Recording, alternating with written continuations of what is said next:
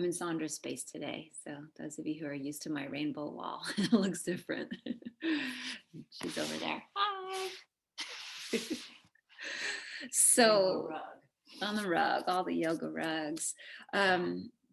Encourage everyone, if you got a couple of extra dollars, to donate to India, because things are really, really challenging there right now. And those of us who love and adore yoga, we owe everything to India, I think, with that respect. So encouraging you to do that. And I know I've been thinking about it a whole lot lately. And then last night, Sandra did this beautiful art installation, community art ritual in Hudson, and it was so beautiful.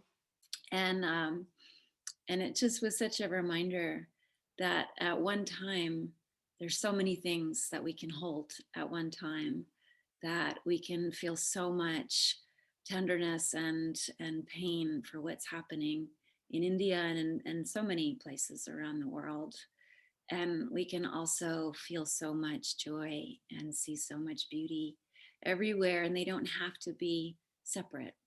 And I think that's one of the most beautiful things that yoga eventually teaches us, if we stay with it enough, is the ability to hold two seemingly opposing things at once, to hold them both as true, the paradox. And so just sitting for a moment, and you could sit in any way that feels okay for you, supportive enough, comfortable enough, or you might lie down or sit on a block or a pillow, and to bear witness to that in yourself, in your own physical body, that there can be places that might feel painful, or there might be places of discomfort, or places that don't work as well as they used to work, or don't look like they used to look. And then there can be also places that feel really sweet and good and clear and free and open. And so just taking a little dive inside the landscape, the world of your own body, and to feel where it feels good and also where it might not. And that's okay, because we can hold that. We can hold them both together as true. And not just in our physical bodies, but in our hearts and minds and our lives and our experiences, to recognize what might feel challenging right now, what might feel piercing, what might feel tender, what might feel heavy. And then also knowing that at the same time, there's lightness, there's loveliness, there's care, there's sweetness, maybe even somewhere in your heart, in your mind, in your body, a feeling of effervescence, of hope, and how we can truly hold all of this at once. And it does help, because sometimes it's hard to hold all of that. Sometimes when we feel small, the thing that's difficult takes up a lot of space in our bodies or our hearts. And so I invite you to go just a little bit beyond yourself. In the words of the poet David White, he says to go beyond yourself. And by that, I mean just perhaps today to be just a little bit softer, just a little bit more welcoming to things that might be difficult, to discomfort, just a little more tender and kind to yourself, and the choices you make in your practice, and the words that you use when you speak to yourself, to go beyond yourself just a little bit. It doesn't have to be a lot. To be just a little bit quieter inside, perhaps. You might let your eyes close. You might just soften them, have them about halfway closed, so that you can really stay in this sort of dreamy space, looking into your inner world, your inner cosmos. If you want to join me, we can chant Om together, one Om, and we could send it out like the ripples of vibration, the little effervescent bubbles of our Om could go to India, and we could keep them in our hearts. So take a deep inhale, deep and wide. Om.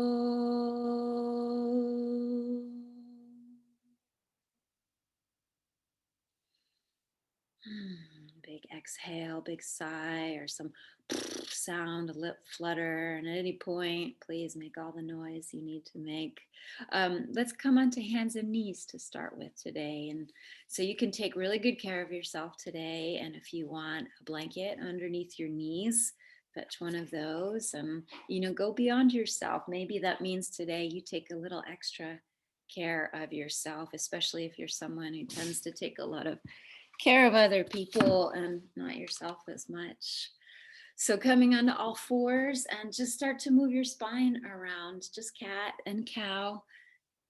Simple, but also complex, right? All at once. It's both of those things. And feeling into what feels good today and what feels challenging and what feels free and clear and what might feel a little bit stodgy or blocked. Yeah, dance the spine around. Try to feel each section of it if you could. We tend to think, we're yogis and yeah, I can really move my spine. But can you really feel each bone of your spine? Sometimes the answer is yes, sometimes it's no. Sometimes there's spots I notice in my own spine that some spots are really clear and then other spots I try to like look in there under the skin and I truly don't have any idea what's there. So are there spots that feel like your map is really clear? Are there spots that feel like you've got a big coffee stain on your map? And just to notice and to hold it all, go beyond yourself. Come to a puppy pose. So you keep your tail in the air and just start to walk your arms out a little bit or a lot. And as you do, you can let the heart descend. And you might notice here that you can be both heavy and light at once. That you might be able to feel the weight of the bones of your ribs, the bones that hold your heart. And you could give the weight of those bones over. Let it fall. But at the same time, a lightness about the skin, feeling. I stole that word effervescence from one of our teacher trainees last year, Peggy, and I just love it because it really is so descriptive. Little bubbles, little champagne bubbles in your body, but also such a sweet, heavy release of the weight of your bones. And then go ahead and sort of just slide out onto your belly and come to a Sphinx pose. So elbows down on the floor. I have so many layers on here. It was so cold this morning. I can start to take the layers off. So elbows on the ground, legs streaming back like two great rivers behind you. And here too, that mix of heavy and light all at once. And then just take your head and do a little bit of a look around and circle. You can circle the head, look down, look over, look up. Notice if there's any little snap, crackle, pops, your body talking to you in its ancient bone language. You can change directions if you haven't already, go both ways. And then letting yourself down onto the ground, stretch your arms out, walk them away. And as you come down, keep your right arm outstretched and start to pull the left hand next to your chest, and you can just slide onto your side body. So you're on your right side. Bend your right elbow to hold your head up and bend your knees too. So you just sort of loungy, just lounging on your side. And like a little clam, you can lift up your left knee, but keep the feet together and see how much you can open the left knee, the top one, away from the bottom one, and see if mine doesn't even get vertical. Goes like 3/4 of the way, but it's interesting to see what happens, and then closing it. And you could try that a few times. The inner edges of the feet stay zipped together, but the knees open and close, and just to be curious about what's going on. All those big thick, sinewy, ropey tissues around your pelvis. That's so interesting, so fascinating, so complex. Talk about complexity. Woo. And then leave it open. So lift the top knee all the way up and back as far as you can. And just take this whole shape and spill it onto your back. So you end up in Supta Badakanasana with your feet together, your knees apart. Probably feel nice to reach the arms overhead and release the hands and press the palms up away from the skull and really wiggle and reach through the armpits. Let your armpits breathe. Let your elbows breathe. Yeah, a couple of big exhales. And then go ahead and take your hands behind your head and keep that interlace. Bring them right around at the base of the skull and like a little clam again, or like a little like a jellyfish that sort of pulls all its limbs in to help it move. Bring your everything in towards the midline, elbows, knees coming together up into the sky. Close the knees, close the elbows, and bring the elbows and knees close together so you curl up into yourself. Your spine really curves into a C curve, like a little, all the ferns that are just opening right now, how they have that coil at the top. And then go back to Supta Baddhakonasana. So just let it sort of fall apart. And you can really relax here if you're able to, or as much as you're able to. Just a big exhale with no effort. Just let your body feel its weight on the floor. And then again, curling in. So elbows and knees come together. They all come in towards the middle spot here of this shape as you coil up and C curve the spine. And then one more time, just emptying back onto the ground. This time, stretch your legs straight, reach your arms overhead, and just roll back onto your front side. And as you do, you can gather the hands underneath your shoulders. Come on back to hands and knees. And right back where we started, give your spine a little movement, checking in again. Has anything changed? Are there places that you can feel more deeply this time or not? The answer could always be no, and that's really okay. Your answer might be, I have no idea what's going on under my own skin. And that would be totally okay too. You could play with your hands too. Might be nice to turn the hands all different directions, flip onto the backs of the hands, or turn the fingers towards your knees and explore what your wrists might like this morning. What would relief feel like in this shape for your wrists and your hands and your fingers, especially if you're on the computer or the phone a lot and they're curled up? And then we'll do just like we did before, coming into the puppy. So arms walking out and heart just draping. I love the image. You've heard me use it often, but like you had a cashmere scarf. You walk in and take it off and just sort of drape it over a chair. Could your skin be like cashmere or silk just falling over your bones?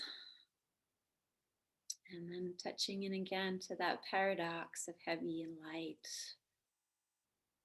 and joy and sorrow, love and grief. It's all there. Forgetting and remembering. Slide out onto your belly, coming to Sphinx Pose. I was enjoying when I was doing this, having the hands interlaced in the Sphinx. So there's a real sense of kind of anchoring down, a sturdiness through the palms, a strength through the forearms, and then the head looking around again, and just seeing maybe you see something, one thing in your space that's really beautiful, that makes you feel nice, sweet, something you've looked at. We've all been in our houses a lot. Something you've looked at every day for the last year and a half. Good to see it with new eyes. And then this time as you come down, it'll be the left arm that stretches away. I'll show you this way. Left arm stretches out, right hand by your side. Just roll onto your left side, prop your head up with your hand, bend your knees, lounging. And then the top knee will open and close like a little clam a few times. And you could watch it, even perhaps watch it with your eyes, or just feel it with your inner eyes, feeling your skin on the outside that touches the air molecules around you, that feels the temperature, probably cold is where I am. And then the skin on the inside that feels your blood and your bones sliding against it. And you could open that top knee as far as you're able to, which might be a little or it might be a lot.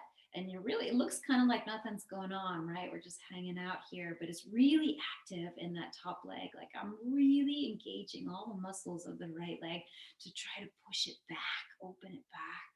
And then just take that onto your back. Supta Baddha, arms overhead. Might be nice to switch up the inner lace as you press the palms up and open.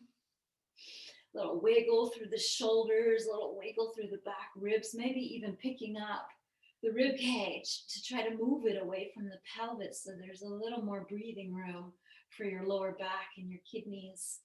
And then taking the hands behind your skull, still in that inner lace, and going from this very sort of wide open, vulnerable position to the little jellyfish pulling its legs in, knees and elbows come towards the center as you coil your spine up and try to bring them together. They might even touch.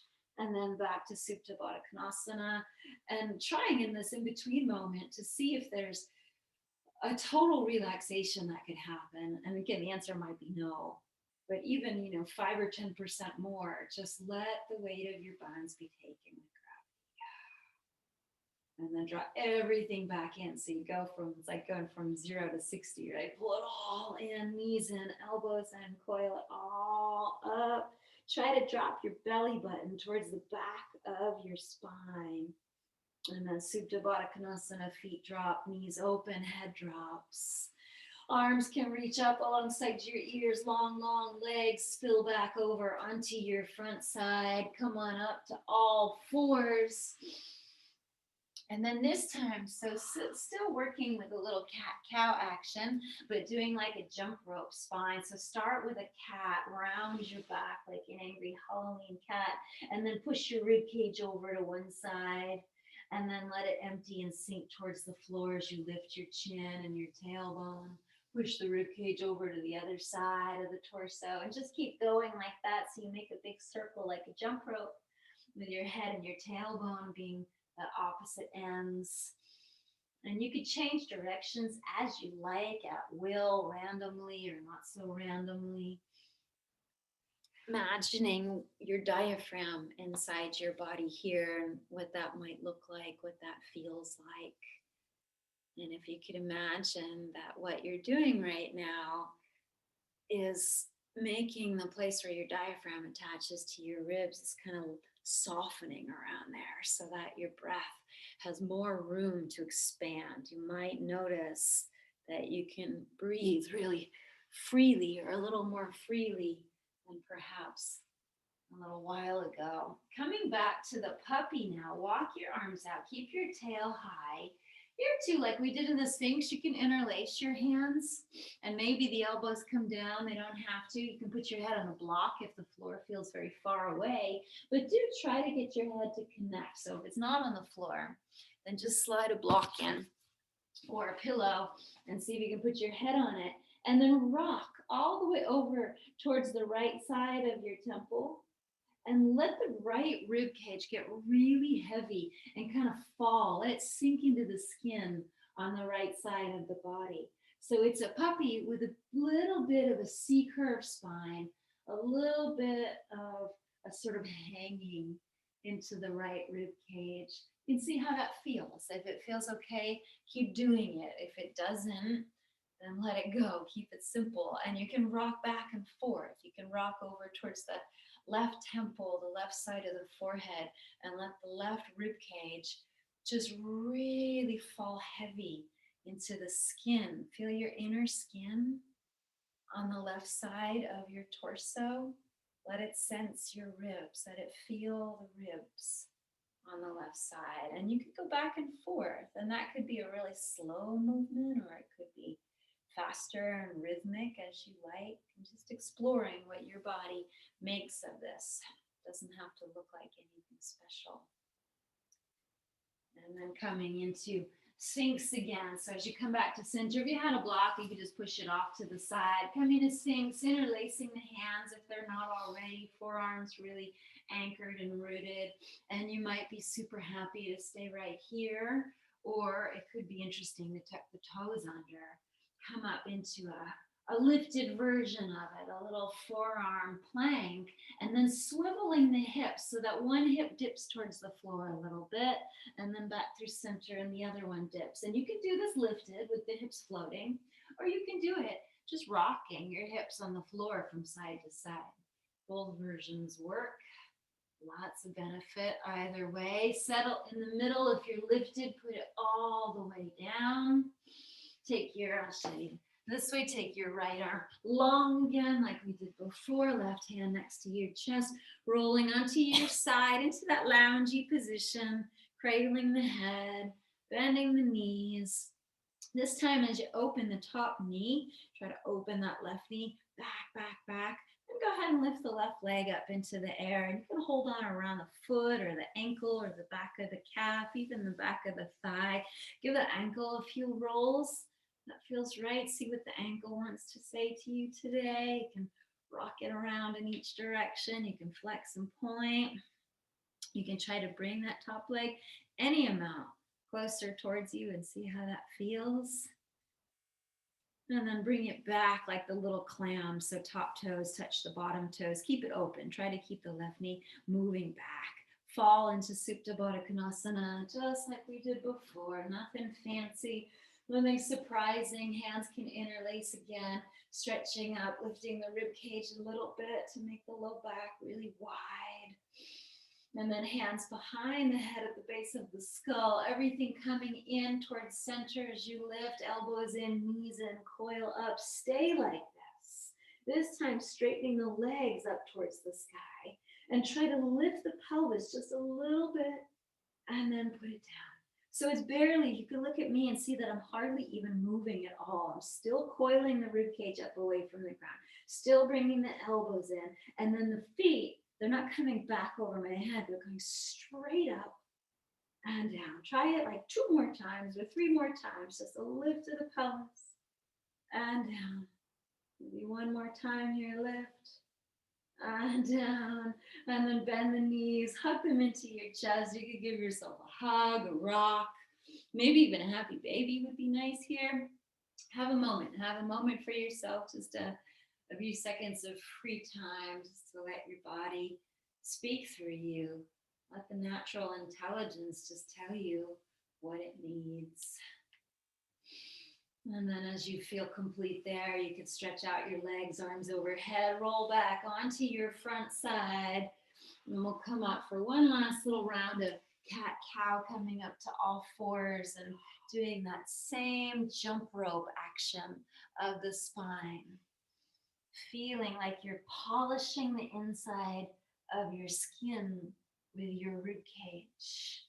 Trying to get every inch of it. How much of that inner lining can you polish? Can you access? Can you feel?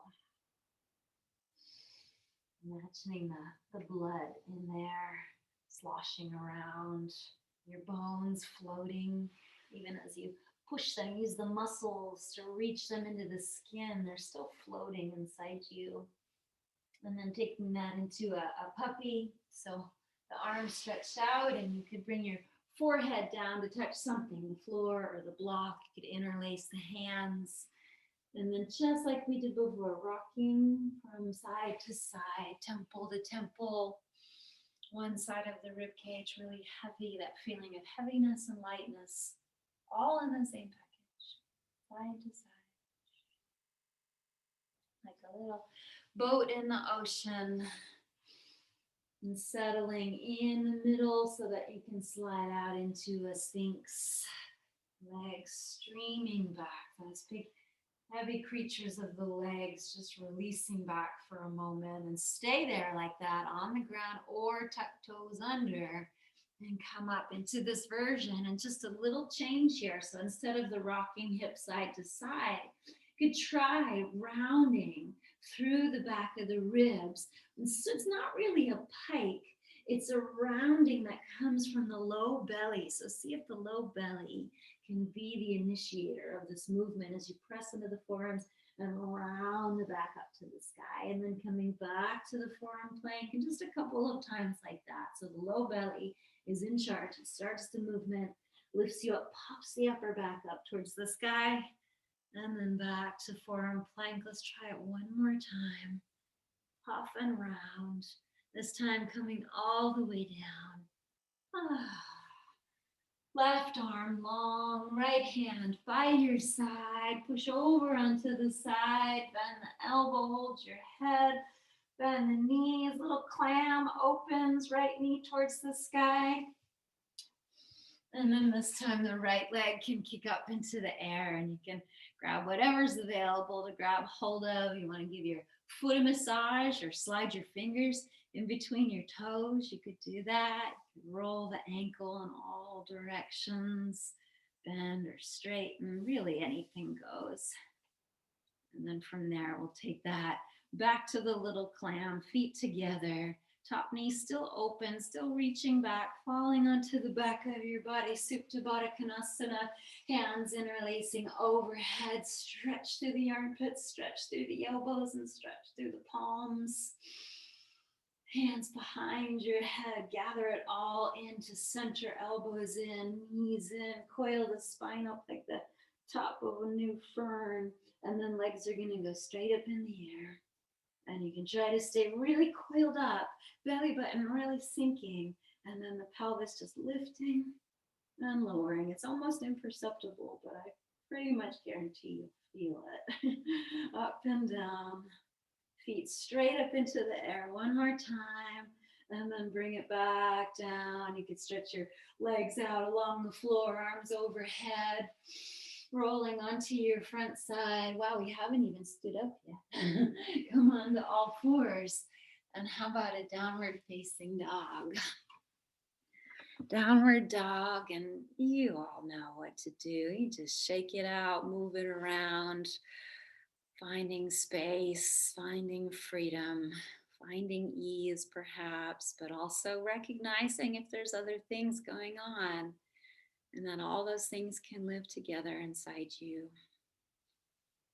You can take a walk back with your hands to your feet so that you're just draped over your legs. And if it helps to bob around a little bit to shake some of the rigidity off, go for it. Bobble, make noise, flutter lips, anything at all. Time for your meeting. Have fun. Love you. Roll all the way up. As you roll up, reaching up too, stretching in through the armpits.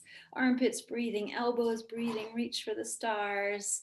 And then falling over your legs again. Descend, hands all the way to the ground. Take a walk right out into a plank pose. See how that goes. And then just taking it right on back.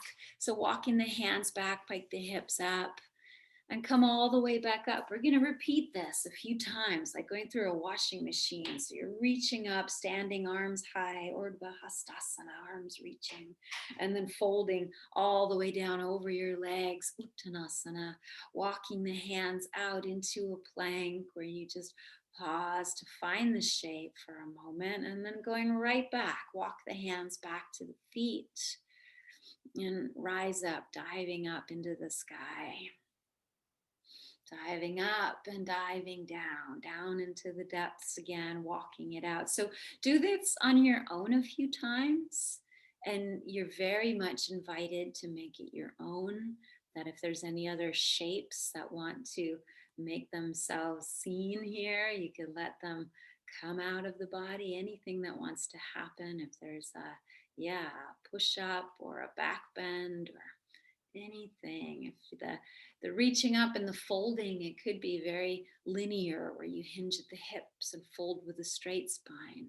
Or it could be more melty where you let the head drape and the upper back round and you kind of coil your way down like a cinnamon roll. And the next time that you land, and there's no rush here at all, but the next time that you land in plank, let's gather each other there. So just coming to plank and finding the suggestion of stillness, even though there's lots going on inside. An outer stillness and maybe even a little bit of inner calm, inner stillness. And then from this plank into a downward dog. And we'll go on from here, building a new sequence together. So downward dog, lift your right leg up to the sky and take the right knee forward to a little gentle pigeon. Doesn't have to be anything extreme, could be just a taste of a pigeon. You could keep your hands under your shoulders, or you could walk them back and let the heart lift a little bit so it's got a hint of a back bend. And then just right back into a downward dog. So really lifting up that low belly again. I'm going to use that a lot today. Let it lift you back. Let it lift the leg and walk your hands all the way back to your feet. Coming all the way up, diving up into the stars, Urdhva Hastasana, and diving down into the depths. Uttanasana, walking it out to plank pose just like we did. And then from plank pose, downward facing dog. This time the left leg will lift to the sky. And the left knee will take a little dip between the thumbs for a little gentle pigeon, or as much of a pigeon as you want.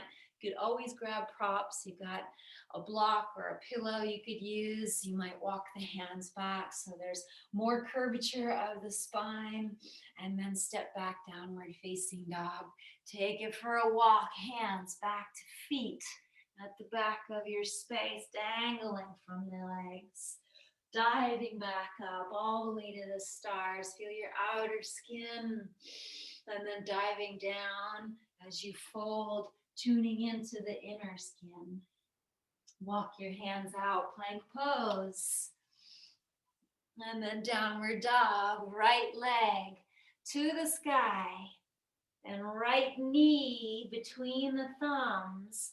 Pigeon with the right shin forward, settling in. And then this time, let's linger a little bit. You can walk the arms out and bring the elbows down, or put a block underneath your head. And for those of you whose knees are not happy here, don't you worry, that's really normal. You can flip it around and you can do seated pigeon, which is just as wonderful. So either seated or prone, you choose what your body needs today.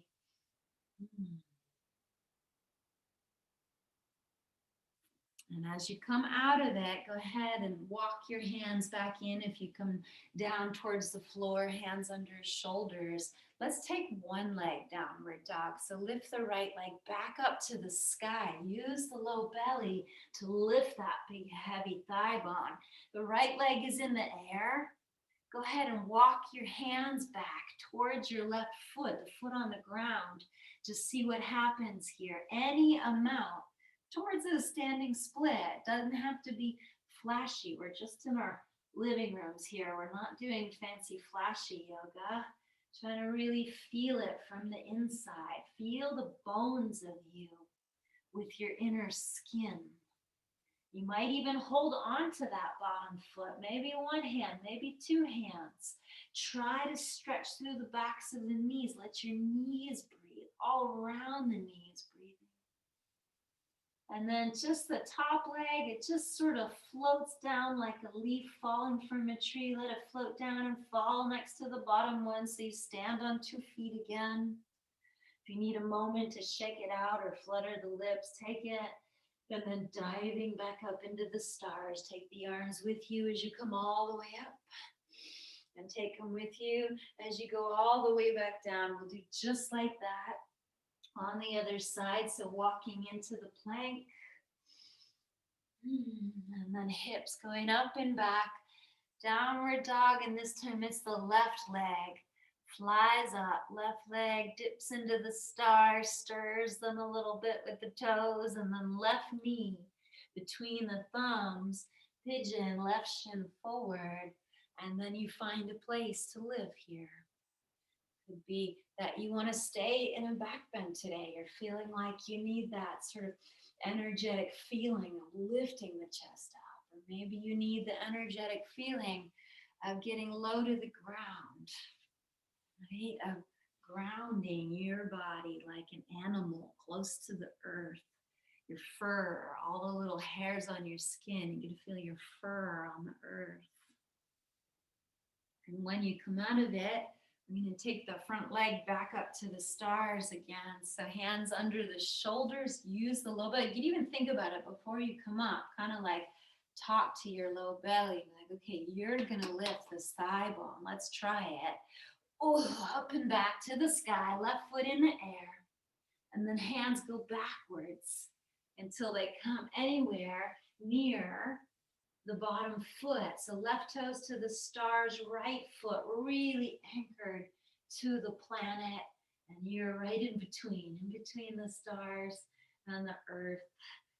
And you could hold on to your ankle, one hand, maybe being really wild and trying it with two hands. And then eventually that top leg just gonna float down, spill down, release 2 feet to the ground, a soft, heavy-ish forward fold. Let's add on a little bit here, widen the feet to whatever degree you need to come into your squat. And that might mean that you grab a block and stick it under your seat. If you have the ability, you can bring the palms up and press the elbows into the knees. Suggestion of stillness, but so much still going on inside.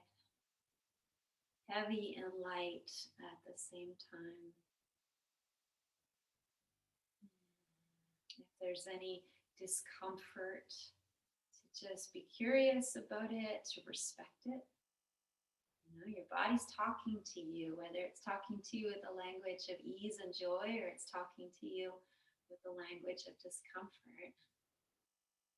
To really respect that conversation. And then go ahead and let the hands come down, hips go up, standing forward bend, bringing the feet a little more underneath you so that you can dive back upwards into the sky.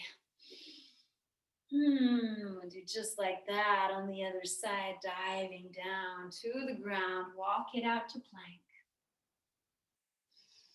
And then downward dog, hips up and back. Feel the low belly help lift the left leg up to the sky. Reach for the stars and then left knee between the thumbs. And you take a pigeon that suits you. So if you want to flip it around, you flip it and hook left knee over right thigh like that.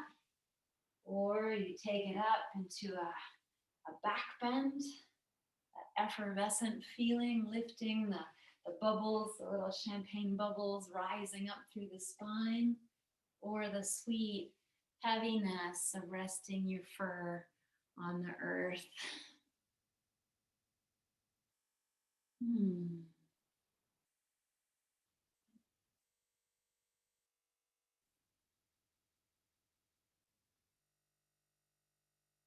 as you climb your way out of this one like a bear coming out of its hibernation, out of its cave. Hands on the ground, back toes curl under. Use the low belly to help pick up the left leg, that heavy thigh, heaviest bone in your body. Reach the left toes up to the sky, one leg downward dog. Walking it back. Did we do that side already? I might have repeated twice. I'm not sure. All good. Doesn't matter. Bring the top foot down. We're going to come into squat. You can stay in squat. Again, it's all about what your body wants to talk about today. Does your body want to talk about grounding and it's telling you to stay low and really let everything sort of sift down like sand at the bottom of a glass of water?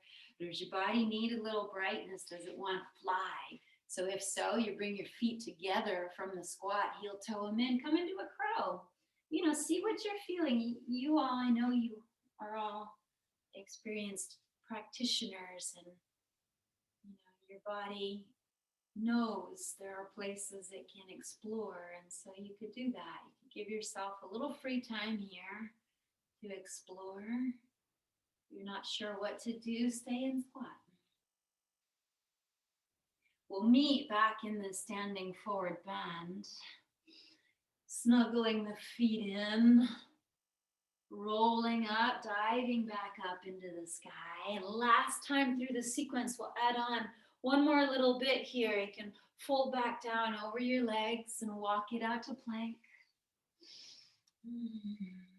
Downward facing dog. Right leg up in the air. And right knee between the thumbs. So this time in the pigeon, we're going to roll it onto the back here. And so you've got your right leg forward. You can stretch your right arm out a little further. Bring the left hand back a little bit more so that you can push yourself right over onto your back. And if you didn't get there like that, however you get there is great. And your right leg will go up into the sky. Wherever you can hold. So if it's the back of the ankle or the foot or the calf or the thigh, it's all good. And then how about trying this to lift the head up, lift the shoulders up, just a little bit of coiling the ribs and shoulders up off the floor. Belly button sinks to the back of the body. And then the bottom leg, the left leg, will lift up just an inch or two. So there's a floating there, floating of the whole body, just your like bottom back ribs to the pelvis on the floor. And then switching the legs. And you could go back and forth like that. Might be really slowly that you do that. Might be faster. You don't have to go so close to the floor. You keep your legs right up here and do it a little softer, a little more gentle version, or you could do a nice big sweep of the legs, up to you. And now we are eventually going to go back to pigeon. I'll offer you a couple of options here that for those of you feeling a little wild and want to try something challenging today, you would keep hold of that right leg and then try to roll maybe into a split. And I know that might be like, what? And then from the split back to a pigeon. Okay, so for those who are just like, no, thank you. You would bend your right knee again, try to tuck it really in close to your chest, and then you could roll like that and roll into a pigeon. And if you were in this ankle to knee, great. You'll just come back around and we'll all meet in one leg dog, right leg to the sky. Right leg is in the air, left foot's on the ground. Hands walk on back towards the bottom foot. And then this time, just one more little addition here that we could play with is to try to pick the hands up off the ground and maybe they come to the heart. Maybe there's a warrior 3 where you really start to pick your chest up and make it even with your floating leg. Arms can reach back behind you, out to the side, or even out in front.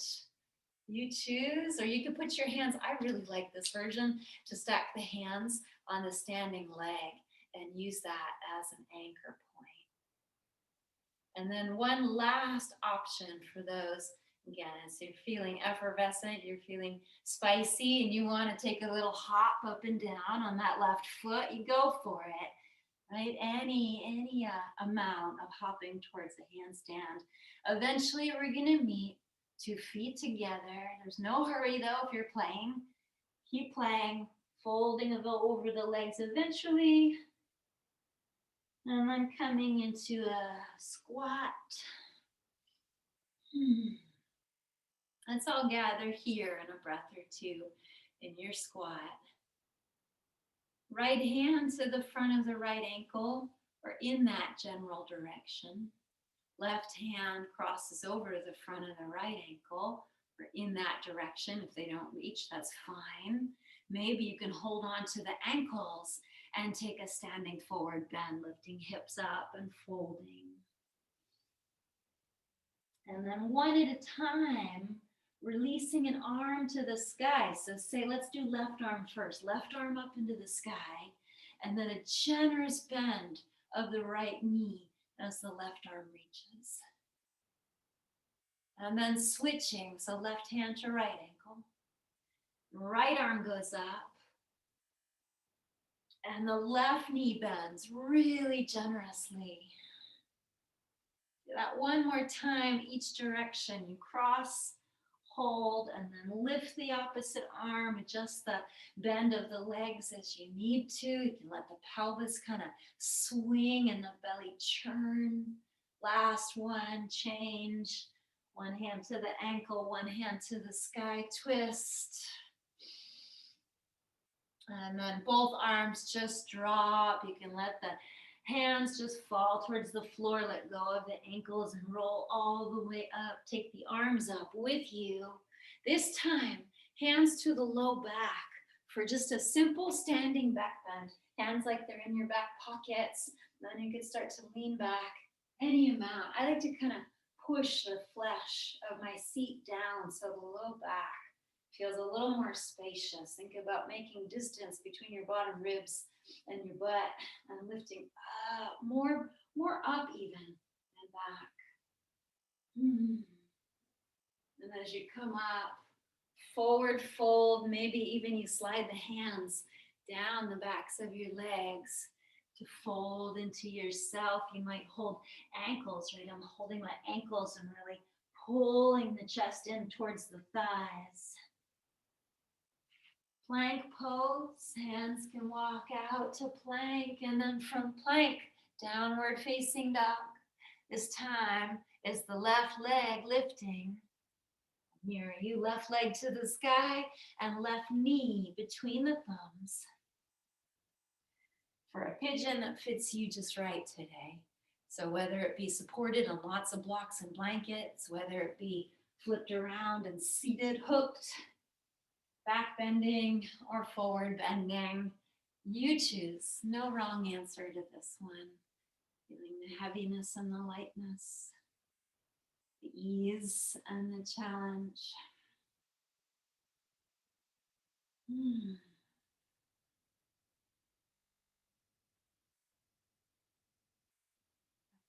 The joy and the grief, a lot of that, the 10,000 joys and the 10,000 sorrows. And just, if you feel like there's not room, try to go just a little beyond yourself. So we're going to roll, right? So this one, you'll take the left arm longer, use the right hand to push over the hip onto your back, and the left leg is up in the air, and you're holding on anywhere that you can hold on to. Head comes up, shoulders come up, upper spine rolls up a little bit, bottom leg floats off the ground. And then you just switch back and forth. And the flexibility with this one, it comes if you stay with it. So maybe at first it's a little bit, you're just doing a little, maybe the knees are bent. Then you just do a little like you're kind of walking on the ceiling, but eventually you keep showing up and the flexibility starts to grow. And you can try as you like, right? We're going to go back into pigeon. So as you like, you can try to keep a straight leg, right? And see if you can roll over and come to some sort of split, a very imperfect split could be, and then a pigeon. Or you just get yourself there, right? You bend the knee and hug it in real close, and you could roll over the hip and come back, or however you get back there. All good. We're coming into one leg down dog with the left toes up in the air. And then just like we did, no surprises, walking it back. And standing split, or maybe in the direction of a warrior three. You can reach arms forward or back. You could wobble all around. You could stack your palms on your right thigh and use that as your anchor point. You could fall 100 times. Maybe there's also a little hop up and down, the suggestion, the hint of a handstand. And eventually we'll meet standing forward bend, but there's truly no rush. So play another few breaths. Hmm. From the standing forward bend, again, whenever you get there, let's come down to squat. Hmm. From squat, help yourself down to your knees. And you can take a camel here. So many options for this one. Toes can be curled. I like to start kind of rounded, grab the heels, and then just really like one of those ferns. They're everywhere right now. It's the best time of year. All the flowers unfurling.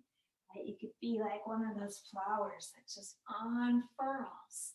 Or maybe you're a flower that's already standing and you're going to just bend a little bit towards the light, holding your hips and just leaning back. The skin a little softer, maybe. Go just beyond yourself to be just a little more tender, just a little more forgiving, just a little wider, just a little quieter. When you need to, you come back and sit. You can uncurl the toes to sit on your feet. And we'll just turn it around to come onto the seat. So from a back bend to a forward bend. So same idea of curling open of the fern or the flower opening towards the light, but this time the back body opening. So dropping the chin, rounding your way down into a Badakanasana where you could hold your feet or walk your hands out or grab a prop or two. Might be nice to rock a little bit. There's something so soothing about a wobble or a rock. Head can roll around any amount. So you've got a minute here at the end to take care of yourself, and you might take a shoulder stand or a plow. You might stretch your legs out and take a long leg forward bend. You might lie down and take a twist on your back, or you might just sit there and not know what to do. And that's okay. I do that a lot. Not know what to do.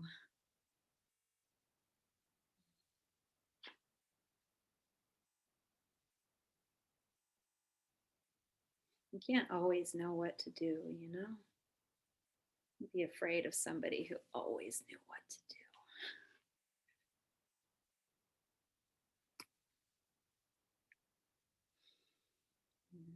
No hurry at all. You could find a place to rest. It might take you another 5 or 10 breaths to get there, maybe more. Place to rest could look like a lie down, it could look like a sit down, it could look like legs up the wall or feet tossed up over the couch. It's an inner rest, it's an outer rest for sure. But can you find an inner resting?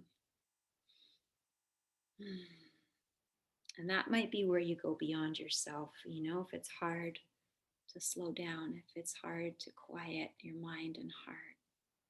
You could just encourage yourself, go beyond yourself just a little bit. Just rest a little bit more.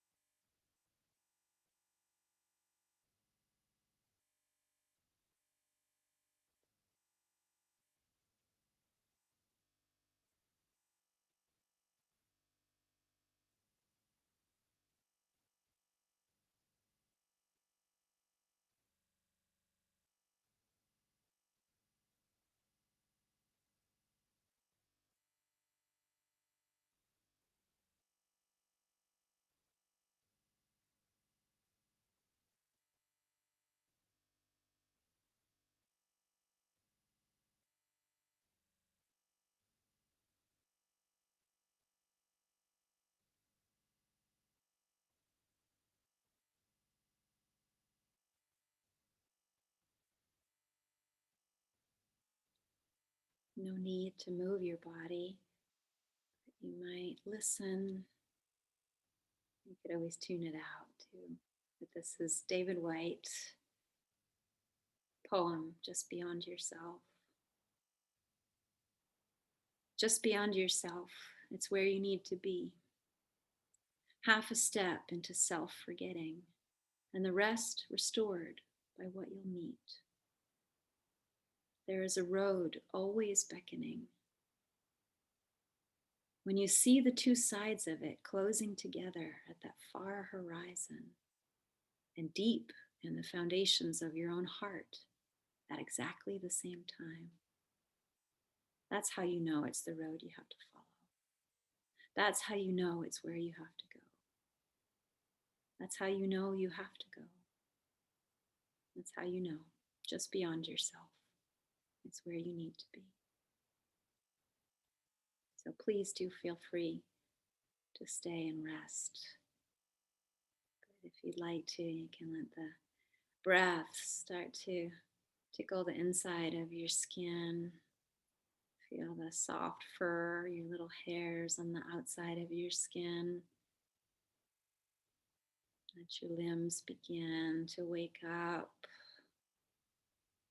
Feel your joints start to open, move. As your spine rises, you could sit tall, bring your hands perhaps onto the body. If you like them in prayer, that's great. Otherwise, maybe a touch of the heart and the belly. Just beyond yourself is where you need to be. Just a little more spacious, just a little more dignified, just a little more generous and tender and forgiving today. If you want to join me, we can chant Om one last time here together, filling the well, fill it deep and fill it wide.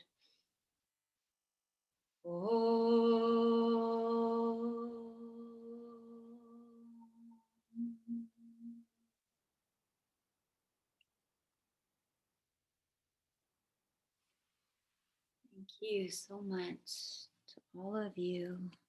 Thank you to India and Nepal and all of the South Asian culture, and maybe we can give back a little. Thanks, everyone.